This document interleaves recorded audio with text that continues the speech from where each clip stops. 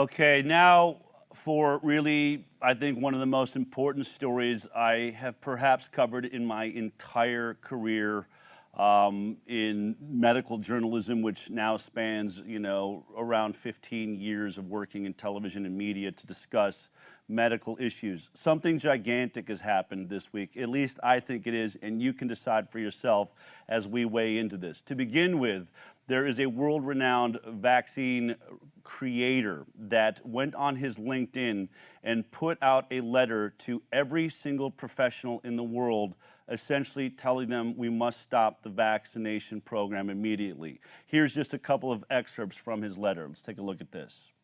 As a dedicated virologist and vaccine expert, I only make an exception when health authorities allow vaccines to be administered in ways that threaten public health, most certainly when scientific evidence is being ignored. The present extremely critical situation forces me to spread this emergency call. As the unprecedented extent of human intervention in the COVID-19 pandemic is now at risk of resulting in a global catastrophe without equal, this call cannot sound loudly enough. He goes on, sufficient scientific evidence has been brought to the table. Unfortunately, it remains untouched by those who have the power to act. How long can one ignore the problem when there is at present massive evidence that viral immune escape is now threatening humanity? We can hardly say we didn't know or were not warned. In this agonizing letter, I put all of my reputation and credibility at stake. I expect from you, guardians of mankind, at least the same. It is of utmost urgency. Do open the debate. By all means, turn the tide. I think he goes on and has this statement to make, a form of a disclaimer, I suppose. For those who may have some difficulty in understanding how mass vaccination drives viral immune escape, it will suffice to watch infectivity and morbidity rates in those countries who have now succeeded in vaccinating millions of people in just a few weeks, e.g. UK, Israel, USA. Whereas these countries are now enjoying declining infectivity rates, they will undoubtedly start to suffer from a steep incline in COVID-19 cases in the weeks to come. The steep decline we're seeing right now may be followed by a short-lived plateau, but a subsequent steep incline of severe disease cases is inevitable. These are shocking statements. And to be clear, just so you recognize, this man could not be more pro-vaccine. In fact, he may be one of the most highly ranked and talented vaccine creators in the world. Let's take a look at the resume of the man that is screaming at the top of the mountain right now. This is Geert Vanden Bossche, PhD. He was at GSK Biologicals. He was a senior project leader of adolescent vaccine projects, new biotech vaccine development and QC/QA manager, head of adjuvant technologies and alternative deliveries and R&D. At Novartis Vaccines and Diagnostics, he was the director, research program leader, and head of adjuvants. At Solvay Biologicals, global project director of the influenza vaccines. For the Bill and Melinda Gates Foundation, he was the senior program officer, global health vaccine discovery. For Global Alliance for Vaccine and Immunization, which we refer to as Gavi, he was the program manager. And at UNIVAC, he was the chief innovation and scientific officer. He's also at the German Center for Infectious Research, head of the Vaccine Development Office. And at Verico, he was the managing director. Okay, this guy is anything but an anti-vaxxer. He is as pro-vaccine as you can get, yet there is something that has got him terrified. Now, that letter really only speaks to the professionals in his field. But luckily for us, he did an interview, I believe it was last week, and normally, we would love to bring Geert on, but I think this interview is so perfect that I'm going to do something we rarely do here on the High Wire. We're going to go through the interview as it appeared. So I want to make sure that you recognize that all the credit needs to go to the doctor that created this YouTube video and does this interview, but let us walk through what I believe may prove to be the most important interview in the history of mankind. Let's get started. Here's how the video starts out. I have the pleasure of having with me Geert Vanden Bossche from Belgium. The difference is that Geert is truly an international vaccine developer, and he's here to share some very important and unique perspectives on where we are now in terms of the COVID pandemic. So, pleasure to have you here with me, Geert. How are you? I'm fine. Thanks for having me, Phillip. Wonderful, wonderful. Listen, I think the first thing that we have to clarify is that we have to explain you are someone who is in the vaccine development business, so to speak. What has that background been like? Well, I have a background essentially in, as far as vaccines are concerned, in industry as well as in the non-for-profit sector. So I have been working with Bill and Melinda Gates Foundation, Gavi, especially concentrating on vaccines for global health. Mm-hmm. And I've also been working with several different companies, vaccine companies, developing, of course, essentially prophylactic vaccines.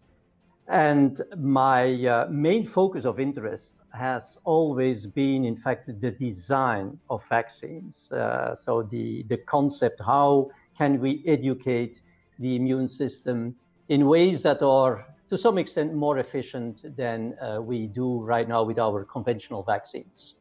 Right. And so in effect, this is the area of work you've been in. You develop vaccines. You are as well working with the Ebola vaccine as well, one of the really, really dangerous viruses we have out there in the world. How does that work? Is that easy to do? Well, I was not, let me be very clear, I was a coordinator of the Ebola program at Gavi. So we were interacting with several different vaccine companies that were developing Ebola vaccines, because it was important for Gavi to make the right choice, the right vaccine, in order, for this vaccine to be rolled out in the Western African countries that had this severe Ebola crisis back a number of years ago. So that was not, let's say, operational, practical work. This was more a role of coordination, but of course was also a role of assessing what would be the impact of using some of these vaccines in larger populations and in an area where an epidemic is really going on, because that's a very particular and peculiar situation. All right, so obviously he starts out by, getting into the credentials of Geert Vanden Bossche here, and I think there's a couple of things that I found striking right away. What he says is really his specialty is on the design of vaccines. He understands the design of all the vaccines being made in the world. He's worked for Gavi, and in that case, he oversaw the Ebola vaccine program, and his area of specialty is understanding the effect of using vaccines and choosing the specific vaccines and its impact in mass vaccination programs, okay? Have we established that if some guy is going to have an issue with a mass vaccination campaign, this is the guy we all thought was supposed to be in charge, right? But for some reason, he's not. Let's hear what he goes on to say. If we have 2020 vision at the moment, when we look back at the pandemic and where we started from. And I've always said that at the time when the pandemic started, when it got from China into Italy, into Europe, into the UK, I thought that the only way that we could manage this is to lock down and to prevent the spread of this very dangerous virus. We do have to stand back and see whether or not those decisions were correct. But as we said, hindsight is 2020. What would you say now, as we look back at the decisions we made then? Were we about on the right track? Did we make any mistakes? Well, frankly speaking, from the very beginning, and I mean, there is many people who can witness this or testify this, I always said that it was a bad idea to do lockdowns that would also affect the younger people.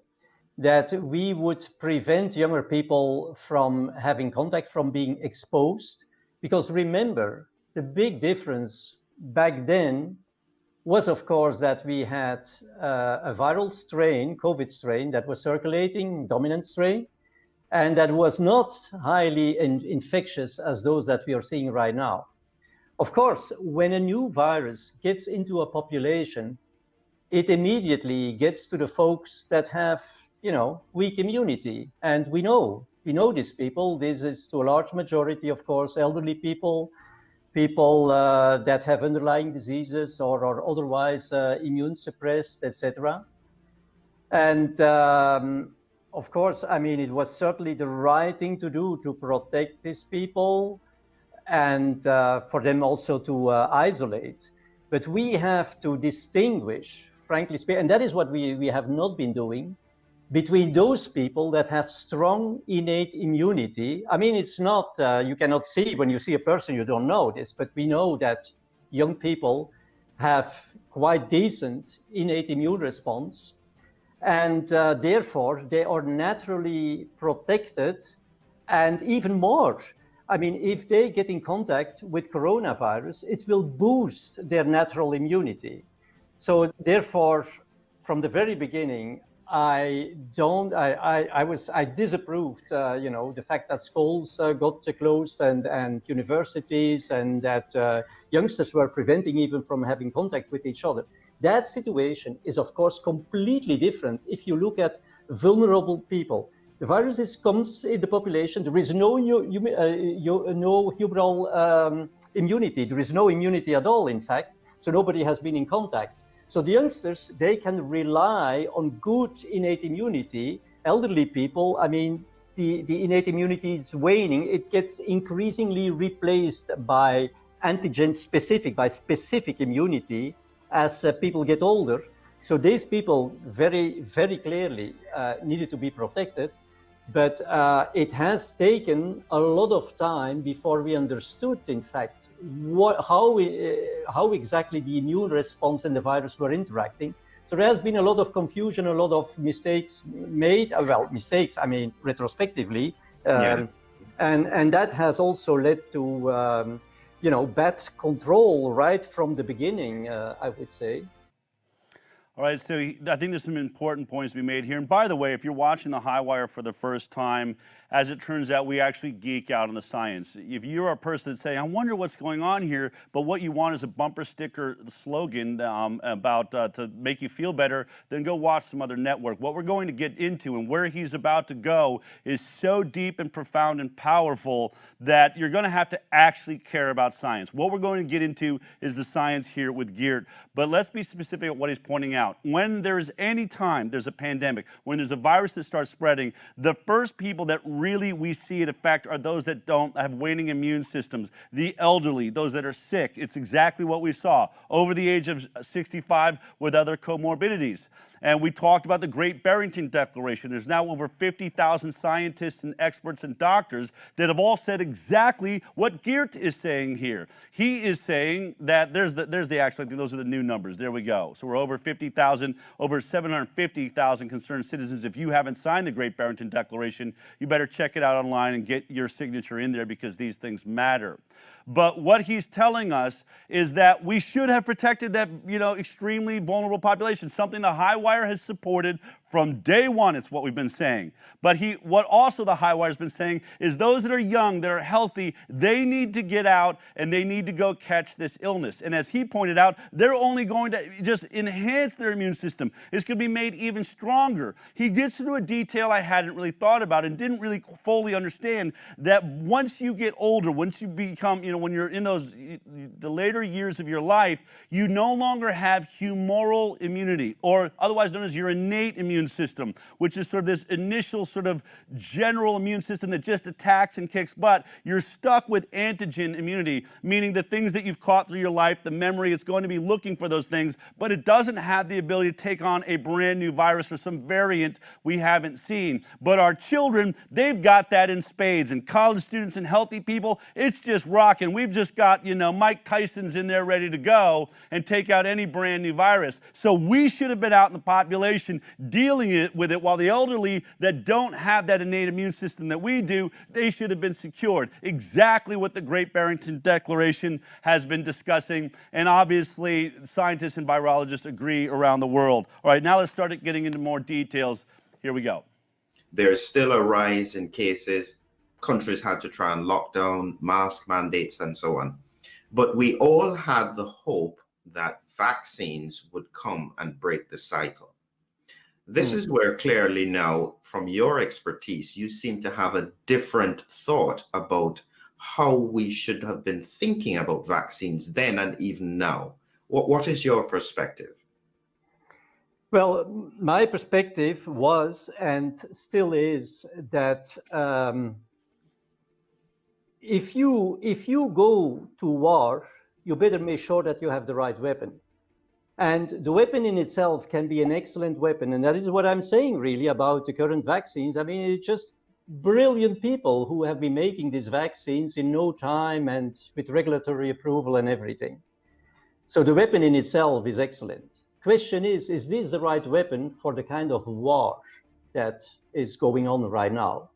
And there my answer is definitely no, because these are prophylactic vaccines, and prophylactic vaccines should typically not be administered to people who are exposed to high infectious pressure.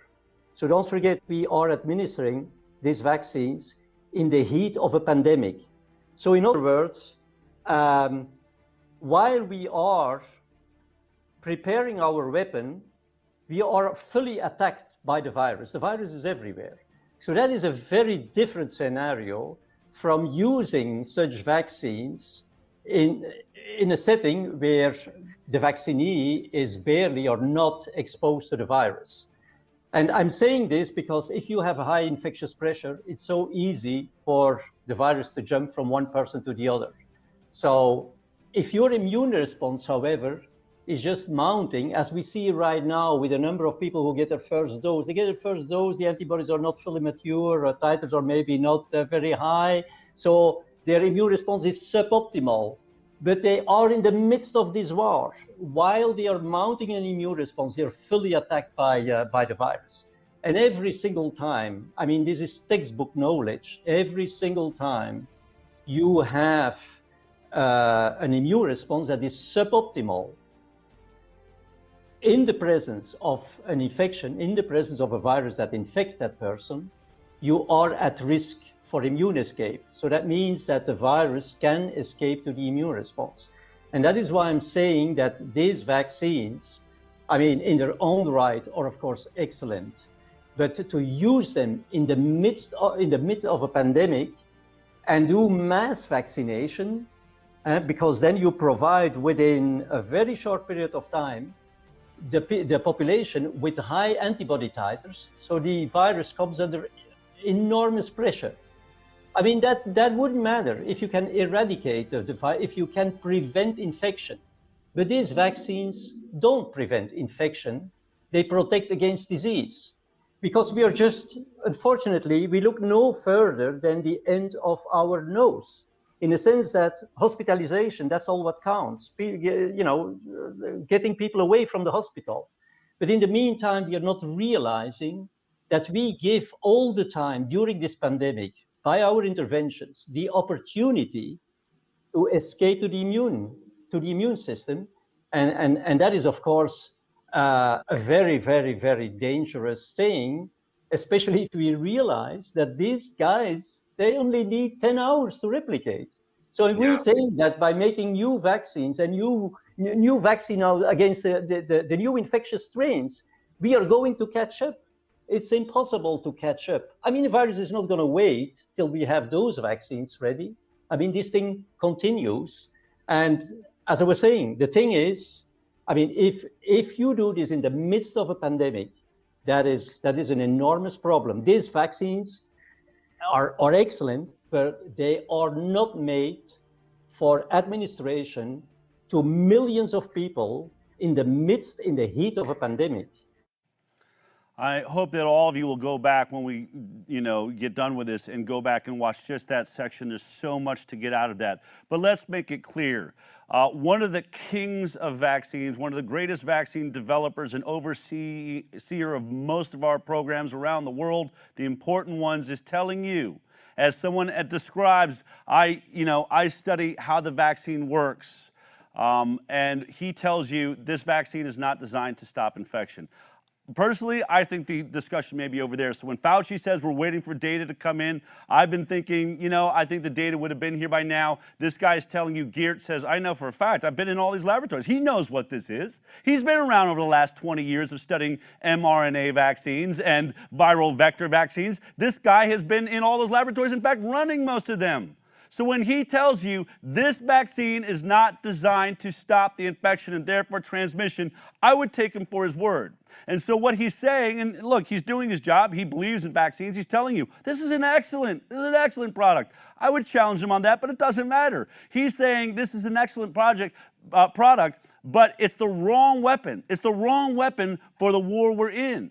A prophylactic vaccine cannot be used once the war is upon you, once you're already under assault. He talks about something we have already talked with you a lot about. We are very concerned about people that get that first shot, and then we see the news reports that after their first shot, they got the natural infection. That is the worst case scenario for some reasons we haven't even talked about. We brought up antibody-dependent enhancement, that somehow that could backfire on you and make the virus more deadly. But what he's saying is you're creating a worst-case scenario where you are mounting what he calls a suboptimal response. It's not the optimal response by the vaccine. Your body's trying to create the antibodies, and it's only gotten started after the first shot or right when you get the second shot, and already you're under attack. And so the virus is going to win. And when I was thinking about him describing it, it reminded me of a self-defense class that I was in at one point, where the teacher was talking about, look, if you have a safe under your bed that has a handgun, you probably shouldn't have, the magazine and the handgun all together, I guess, in case your kids get in there, whatever. He said, so you're going to have a handgun and, a safe. You want to open it, then you put the magazine in your gun, and then you're ready to handle it. So let's be clear. This is a perfect weapon and a perfect scenario. Should your dog start barking and you hear that someone's outside your house and you're worried that somebody might be casing your house, you open up your safe, you grab your gun, you pop in your magazine, you're ready to go to defend your house. But let's be clear, if you wake up in your bedroom and you see across the room there's an assailant standing there, by the time you reach over and try and get into your safe, get your magazine, the gun, that assailant is on you, and now you are in trouble. That gun will be useless to you. And I think about what Geert's saying, that's what he's telling you. This would have been great if the virus was coming sometime and you had time to prepare for it and they still got to get through your front door. It's already attacking you. At that point, the gun is no longer the appropriate weapon. In this case, natural immunity would be. In this case, hand-to-hand combat. They're charging at your bed. You're just sat up in bed. You got to jump up and handle that person with your hands as best you can. That's your best case scenario. Doesn't matter that you have a perfectly designed weapon that could do something. It can't do it under this scenario. It will be just developing. You'll just be loading this gun. You'll just be developing antibodies, and you will be caught by surprise. And that is the worst case scenario. And now we're teaching the virus how to get around this vaccine. It's now learning because it's not a full mounted defense. And now it's understanding how the vaccine is working, and it's going to start creating other problems, which he's going to get deeper into. And then when we think about those people like, well, I mean, it stops the variants or the whole discussion. He says something that I found so shocking. He says, you must understand, this virus mutates within 10 hours. So if somebody's having a suboptimal response, it is going to mutate around that suboptimal response and become stronger and more powerful within 10 hours. And so he's saying, we're trying to catch up with that. We're getting in this race. What are we going to keep making vaccines for all the variants as they appear? Or as Eugenio very well put out, if you're making a third shot, doesn't that mean you're not trusting the 2 shots is going to work? You're darn right. This guy's telling you they're not going to work. But it's not going to be a third shot or a fourth shot. This tweet came to mind. Look at this tweet. This is this guy. Figure below shows thousands of COVID mutations so far. Each point denotes a mutation. Now stop panicking every time you hear of a new mutation with a country or city brand name. Look at all of those dots, folks. This is the reality. Thousands. This thing mutates like crazy. We have thousands. Are we going to take that many vaccines to handle all the variants? This is the wrong weapon for the wrong war. It couldn't be better said, but he's going to get into some really, really stark details. Take a look at this. You mentioned this in your paper. It is equivalent to using either a partial dose of antibiotics in an antimicrobial or in a bacterial infection, where you then produce superbugs. Is this the kind of example that you're alluding to? Well, that is a very good parallel. It's also the parallel I'm using actually in the paper we just posted on LinkedIn, which, you know, should be so open for everybody. I mean, it's pure science. Because as you were pointing out, Philip, the thing is, the rule is very simple. I mean, same with antibiotics. Either the antibiotics do not match very well with the bug. That's not good. That's why we are making antibiograms, you know, to first identify which is this germ, and then we choose the antibiotics. We need to have a very good match, otherwise there could be resistance. So when I compare this to the current situation, do we have a good match with our antibodies? No, at this point in time, we don't have a good match anymore, because we have this kind of like almost heterologous variants, so that differs from the original strain. So the match isn't very good anymore, and hence we see people are still protected, but they are already shedding the virus. So that is one thing. The other thing is the quantity, of course. You tell people, you know, you take your antibiotics according to the prescription. Please don't, as soon as you feel well, that doesn't mean that you can stop the antibiotics. Same here. And I give just one example. If you now give people just like one dose, I mean, they are in the process of mounting their antibodies. The antibodies still need to fully mature, etc. So this is a suboptimal situation. We are putting them in a suboptimal situation with regard to their immune protection. And on the other hand, they are in the midst of the war. They are fully attacked by all, you know, by all these kinds of highly infectious variants. So, I mean, it's very clear that this is driving immune escape and will ultimately drive resistance to the vaccines. So my point is, yes, Philip, it's very similar. There is one difference. The virus needs living cells. I mean, if you're driving immune escape, but the guy has no chance to jump on somebody else, who cares? The situation is now different because we are in the midst of a war. There is a high infectious pressure. So the likelihood that an immune escape immediately finds another living cell, that means another host, is very, very high. It's per definition. It's the definition almost of a pandemic.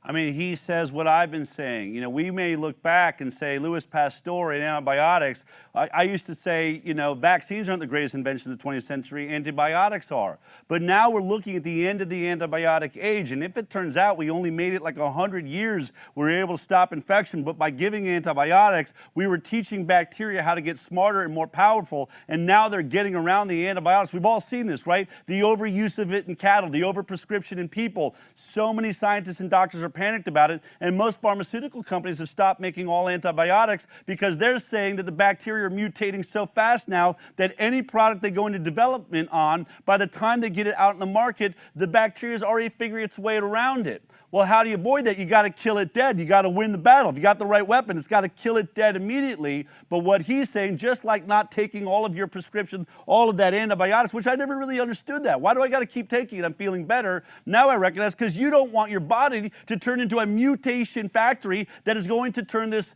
what was just a benign bacteria or just mildly infectious, into a deadly killer, like we now see SARS, MRSA, and CRS, and these different things that are killing hundreds of thousands of people in our hospitals now all the time. This vaccine could do that because it's having a suboptimal response, just like, an unmatched antibiotic. And what he's saying, if the vaccine is matched up directly with this virus and you've gotten both your shots, you've mounted defense, it'll do a good job at beating it. But most of you aren't going to have gotten to the full effect of the vaccine by the time you're already under attack. And so therefore, you're going to have this suboptimal response. And now you are going to be responsible for turning this 0.4% death rate virus, which is a nothing burger essentially, except for those in a really high risk category. Now you're going to start raising the risk for everybody and turning it into a deadly killer. Let's get deeper into it. It raises a simple question that somebody has put in front of us here, which is, it's perfectly common sense. What do we do? That question is very easy. I mean, we need to do a better job when we are confronted with situations that seem very dramatic, like, an epidemic. Our generation has not, been living in times where there are epidemics or pandemics. And so we immediately take action and jump on the beast with the tools we have, instead of analyzing what is really going on. And one thing that I thought was extremely interesting was, and it's something that was not really understood, we know that a number of people are asymptomatically infected. So they are infected, but they don't develop severe symptoms. Of course, they can have some mild symptoms, upper respiratory disease, whatever. So the question is, what exactly happens with those folks that they can eliminate the virus? They eliminate the virus. They will transmit it. They will shed it for like a week or so, and then they eliminate this. You could say, yeah, of course we know that antibodies eliminate. Oh, wait a minute. The antibodies come later. You have first this surge of, shedding of the virus, and it's only afterwards that you see, a moderate and short-lived raise of antibodies. So the antibodies cannot be responsible for elimination of the virus. So what is responsible for elimination of the virus? Luckily enough, we have a number of brilliant scientists, independent brilliant scientists, that have now increasingly been showing, and there is increasing evidence, that what in fact is happening is that NK cells are taking care of the virus. So NK cells, the virus gets into these epithelial cells and starts to replicate, but NK cells get activated and they will kill the cell, in which the virus tries to replicate. So I was saying that the virus needs to rely on a living cell. So you kill that cell, it's gone, it's all over. So why we have the solution in the pathogenesis, because some people eliminate it. Absolutely. Right? Problem.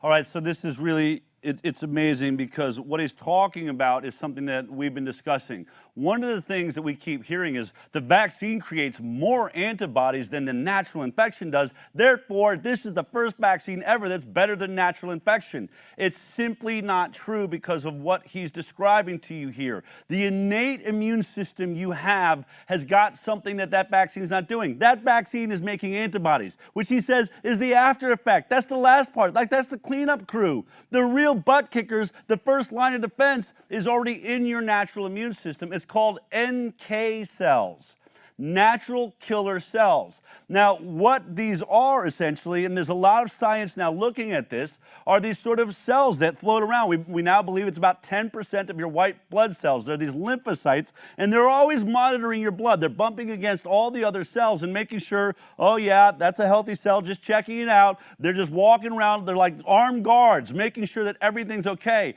But as soon as a cell is infected with cancer or with a virus, it knows it. And then it has this amazing ability to, get in there and discover, through the interaction with interferons, but it says, oh, wait a minute, this is an infected cell. So it goes in, grabs a hold of that cell, and immediately puts out some like deadly goo that penetrates the cell and kills it dead. This is what has been happening for everybody that's not vaccinated, that is out there. All of our children, our babies and our children have amazing natural killer cells. Young people, this is that humoral immunity that the elderly no longer have. This is your innate immune system. It's running and coursing through every vein in your body. So if you're terrified of this virus, just know you have this amazing natural killer, these power warriors that are going to go in and just kill the cells dead. Only after that, then, does your body now get into an antibody production space to just finally clean up the last little bit. But science thinks antibodies were the greatest part of this. They're dead wrong. That is the weakest part of the immune response, especially to this coronavirus. They are not inspiring your NK cells. They're coming in for the after effects saying, see, we got more of the cleanup crew than you did. I don't want a bunch of maids and plumbers. I want the warriors fighting for me. But this vaccine doesn't do that. And now it starts getting really, really scary. Get ready. I hope you're ready for this. But if you're like me, you must be sitting there right now and saying, oh my God, it's now all starting to make some sense. By the end of the show, I am telling you, you are going to be ready to have a conversation you've never been able to have. You are going to be able to say, I now know what happened in this pandemic, and I know what we're going to do if we keep vaccinating. Get ready, strap yourself in.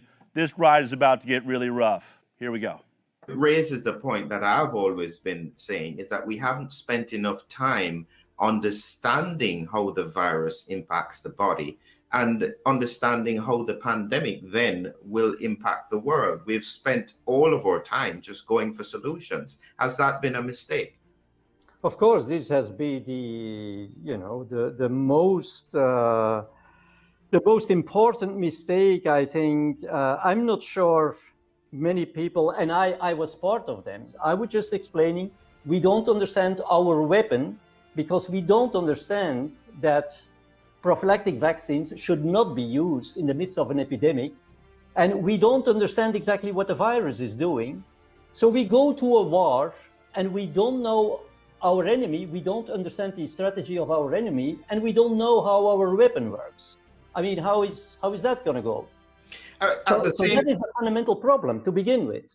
I understand, and I completely accept that. But at the same time, I am still thinking that if the governments don't respond in some way, because they have to be seen to be doing something, they seem to be in a lose-lose situation. If they don't do anything, they're going to be criticized, and if they do something, they're going to be criticized.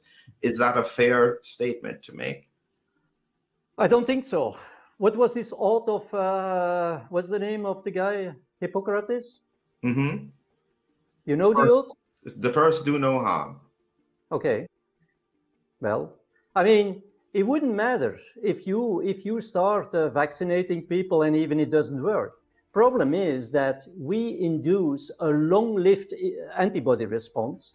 And as a matter of fact, we know, I mean, that is not my knowledge, it's all published. Problem is that we fail to put the pieces of the puzzle together. Fact is that these long-lived antibodies, which have high specificity, of course, for the virus, they outcompete our natural antibodies. Because they're natural antibodies, they have a very broad spectrum, but they have low affinity, right? And so by doing this, even if your antibodies don't work anymore because there is resistance, or the strains are too different from the original strain, these antibodies, specific antibodies, will still continue to outcompete your natural antibodies.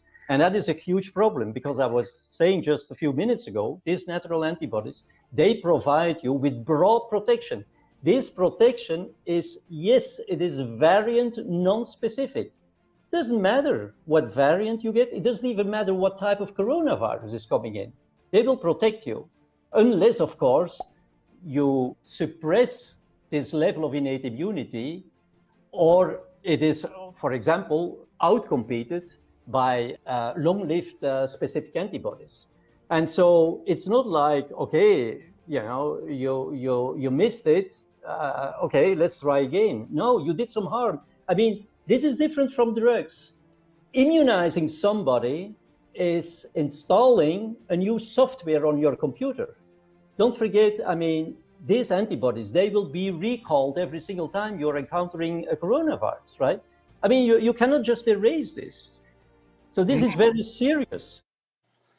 This is not like a drug. This is very serious. He uses the term long-lived antibodies. I'm going to use sort of a football way to describe. Now, I think this video is pretty clear, but I really want to make sure that we all get this, because I actually learned something this week that I wasn't fully aware of, and now it is crystal clear. But let me see if I can help make it crystal clear for anybody that's sort of thinking about what he said.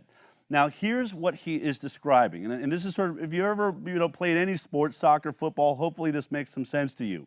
But on our team, in our immune system, we have what are called non-specific antibodies. They have, he called it broad spectrum. It's broad spectrum, low affinity. They don't care who is coming across. In this case, let's look at the other team.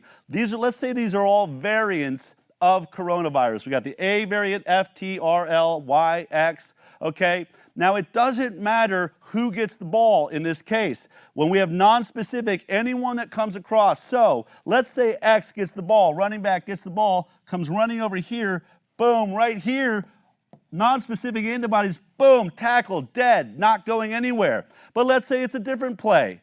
Let's say they decide we're going to run Y. So they run Y with a roundabout coming through here. Boom, it doesn't matter. Non-specific, we see the Y too. It doesn't matter. We're going to go after anything because it's non-specific. It's brilliant.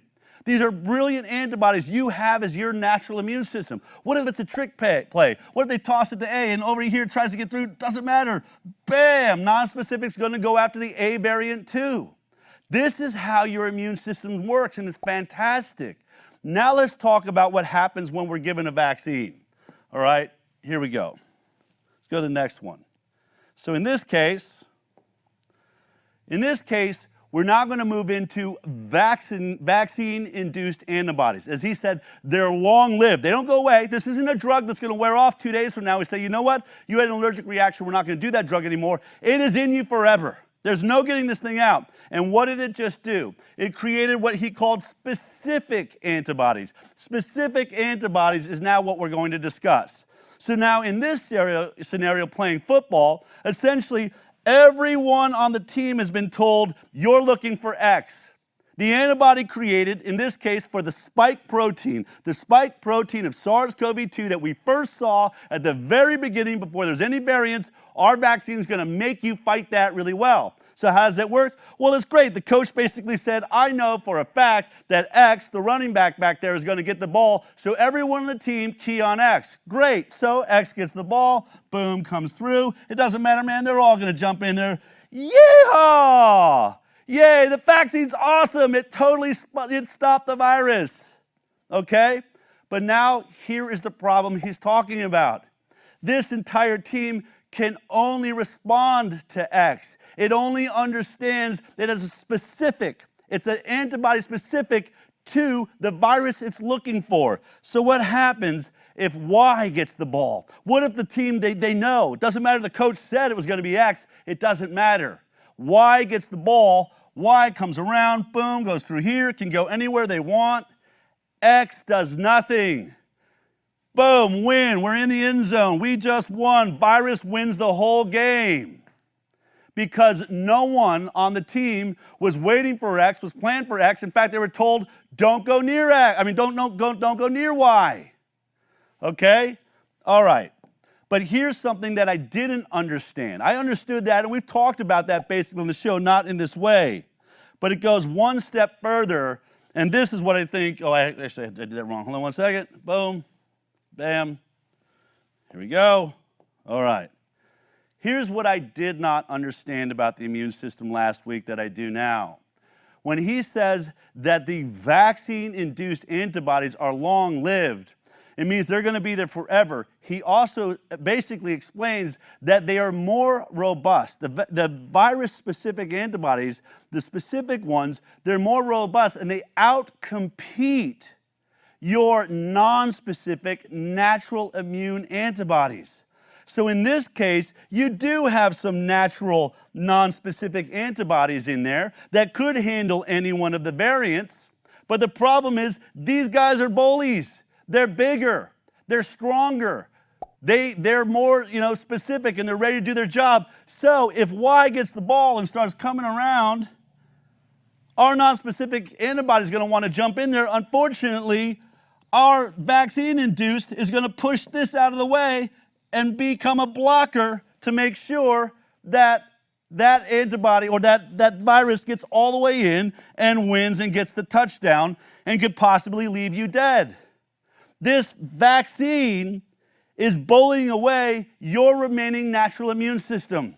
You do have these, but they're never going to work again. Do you realize how horrifying this is? Now think about the hundreds of millions of people that are lining up around the world, that are lined up outside of stadiums right now because CNN and Tony Fauci just said, I love this vaccine.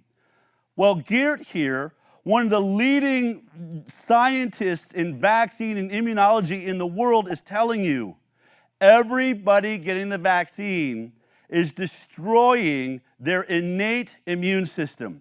Those immune antibodies that were non-specific, that could have handled any of those thousands of variants we just saw you. They're designed for it. By being vaccinated, you just assured yourself that there are no antibodies inside of you to fight the variants. So if we have strayed far enough away from the vaccine-induced variant that we were looking at, the original spike protein, everyone that is vaccinated is now in horrible, horrible trouble. They're going to be attacked by variants and their bodies will not mount a defense. We are talking about carnage like we've never seen. He's going to get into more detail. Take a look at this. When I was looking at some of the research around the challenges that they faced with the initial SARS-CoV, the first epidemic, and they tried to develop the vaccines, one of the things they found, certainly when they tested it on the ferrets, was that when they exposed them to a coronavirus again, they got a very severe response to it. Is this what you're saying, that we are putting ourselves in a position where we can then have much more severe disease, even to viruses that should normally be quite benign? Well, Philip, you see all my passion and my conviction, but I mean, I've been the last to criticize the vaccines in terms of could they in some regard be unsafe because, you would have even this exacerbation of disease due to antibodies that doesn't match very well with the coronavirus they're exposed to, etc. I know there is reports on this, and there is a lot of serious thoughts about this, but I think what we are talking about right now, the epidemic or the pandemic problem of having a population that is at no point during the pandemic, and to a large extent due to our intervention, has not a strong immune response. I mean, this is already serious enough. This is more concerning than one or the other adverse event that could maybe elicited. I'm not downplaying it, but that could maybe be elicited because people have antibodies that do no longer match very well with the strain they were, or with the strain they are exposed to. And therefore, they build a complex, they don't neutralize the virus, they build a complex, and this complex could maybe even enhance viral entry into susceptible cells and hence lead to exacerbation of disease. I mean, this may be possible, but the problem I'm talking about is a global problem. It's not an individual getting an adverse event. It's a global problem of, making this virus increasingly infectious because we leave it all the time a chance, an opportunity to escape the immune system, and to drive this, to whip this up, up to a level where the virus is so infectious that we can even no longer control it. Because, I mean, these highly infectious strains, some people think, oh, the virus is going to calm down and it will insert a number of mutations, just to be gentle and kind with us. That's not going to happen. I mean, this highly infectious strain remain. It is not going to be spontaneous mutations that all of a sudden would become, would make this virus again harmless, because such a virus would have a competitive disadvantage, could not be dominant anymore. So that's not going to happen. So we're talking about a very, very, very serious problem here. This video, in about 40 minutes, manages to encapsulate what we have been shouting from the top of our lungs about on the High Wire for over a year. He's covering so many of the issues we brought up. In this case, the interviewer asked him about what we've been talking about, antibody-dependent enhancement, immune enhancement, or also called pathogenic priming, where the underperformance of the vaccine actually works as a catalyst to make the virus more deadly when it comes in contact with the person. But what Geert is saying is, I'm aware of that, and I recognize that there are a lot of scientists looking at that, which was news to me. Is that news to you? I mean, we are giving this vaccine. This has been, the antibody-dependent enhancement has probably been the #1 thing that we've been worried about here at the Informed Consent Action Network and on the High Wire. We've been trying to warn everybody. He says, sure, that's a problem. And I know there's lots of scientists looking at it, that's good to know. I don't know when they're going to do something about it. But he's saying, I'm talking about a much bigger problem than that. Yeah, that might get someone killed. That might be an adverse event for somebody, that their body ends up, the vaccine actually works against them. Their antibodies help the virus enter the cells and they die. But that would be one person. I'm not worried about that. He said, I am worried about a global event. What I'm talking about is a global issue. And the global issue is the fact that we are helping this virus gain function. We are turning it into a killer in every single body that is getting it, because, it is underperforming and it's not designed for the job. And this is how I now hear it. We all talked about, is this lab created, and these gain of function studies in laboratories where we take the virus and we put it in a pangolin, and then we put it in a bat, and then we put it in a snake, and then we put it into some human cells to see if we can gain function, meaning can we give it more deadly attributes. Well, now what this vaccine is doing is it's turning hundreds of millions of people around the world into a gigantic gain of function laboratory. And where I have told you before that in nature, viruses tend to mutate to become less deadly, because if they kill their host, they don't move on. In the evolution, they want to move on, so they stop killing their host. What he's saying is, this isn't a natural pandemic. We have inserted ourselves here. We are now inserting a mechanism that we're teaching it to actually go the opposite direction. It's getting more deadly, and the way we're doing it, the other one will not compete. It's not going to move in the direction that a natural virus does, because we're not acting naturally. We are putting immense pressure on it with an underperforming vaccine that is going to turn it into a Hulk. And his concern is that it will become so virulent and so deadly, there is nothing we can do to stop it. Now, listen to this. I've seen the question many times, and quite frankly, I get asked the questions. We're coming to a point where people are going to have to take these vaccines. That looks as though it's the reality, either in the context of work or in the context of travel. Based on what you're saying, they're in a lose-lose situation. What does this mean? Well, what does this mean is very clear. It's very clear what this is going to mean. So let's consider the consequences of this, both at the population level and at an individual level. Because I would well understand if for the population it's maybe not the best thing to do, but on an individual level, it's still okay. Yeah, then that's not an easy question.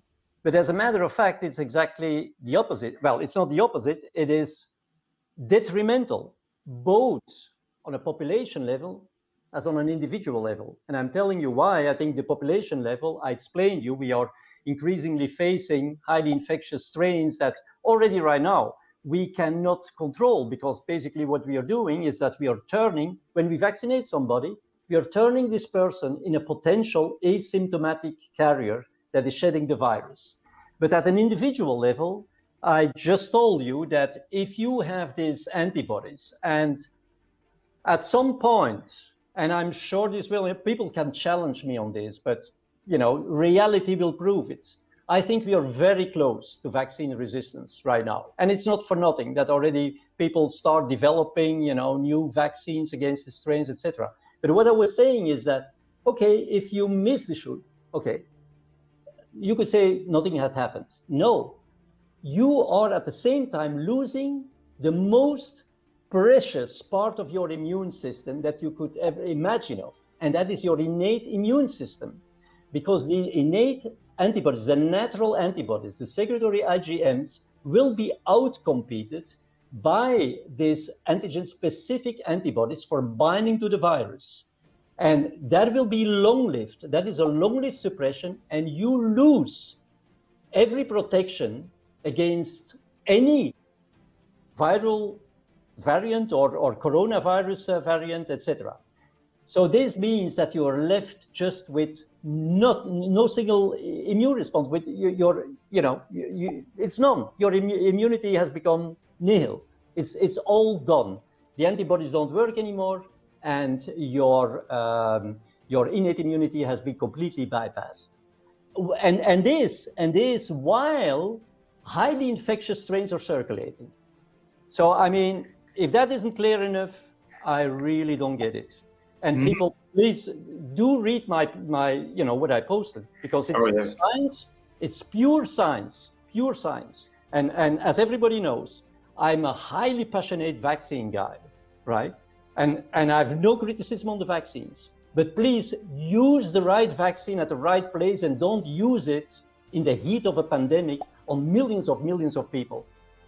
We are going to pay a huge price for this. And I'm becoming emotional because I'm thinking of my children, of the younger generation. I mean, it's just impossible what we are doing. We don't understand the pandemic. We have been turning it in an artificial pandemic. Who can explain where all of a sudden all these highly infectious strains come from? Nobody can explain this. I can explain it, but we have not been seeing this during previous pandemics. During natural pandemics, we have not been seeing it, because at every single time the immunity was low enough so that the virus didn't need to escape. So back at the end of the pandemic, when things calmed down and there was herd immunity, it was still the same virus circulating. What we are now doing is that we are really chasing this virus, and it becomes all, increasingly infectious. And I mean, this is just a situation that is completely out of control.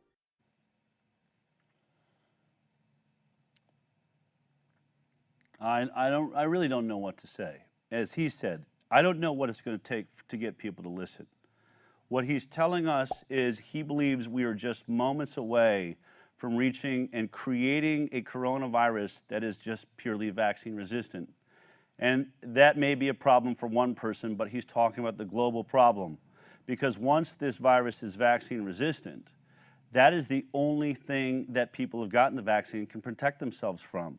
And now it no longer works. And when a man who has made vaccines his whole life, that has run most of our vaccine programs around the world, or many of them, when he tells you this vaccine is doing the worst thing of all, it is destroying your innate immune system. It's destroying your natural immune system that would not have any problem fighting variants, would be very good at it, but in this case, it has turned it, he says, nil. It doesn't exist anymore. Your immune system is all gone. It's all gone. Meanwhile, it is fighting a war with a now deadly pathogen that the vaccine forced to be deadly.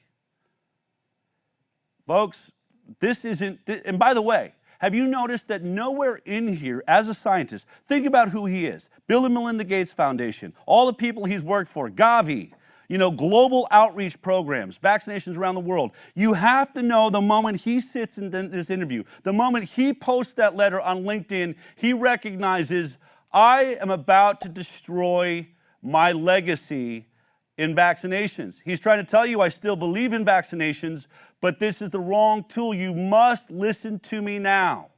And he's not couching any of this. He's not saying, my theory is this, and if I'm right, so that he can back away someday and say, well, as it turned out. He doesn't tell you if the vaccine ends up stopping the infection and transmission, then some of the things that I'm worried about won't happen. He is telling you it has already happened. I am not hypothesizing in the future. I am telling you all of these variants that they are reporting on coming out of South Africa, coming out of Brazil, coming out of the UK. Guess why they're coming from there? Guess where our vaccine trials were from day one? We have been mutating this virus with this product. We have made a grave and dangerous error.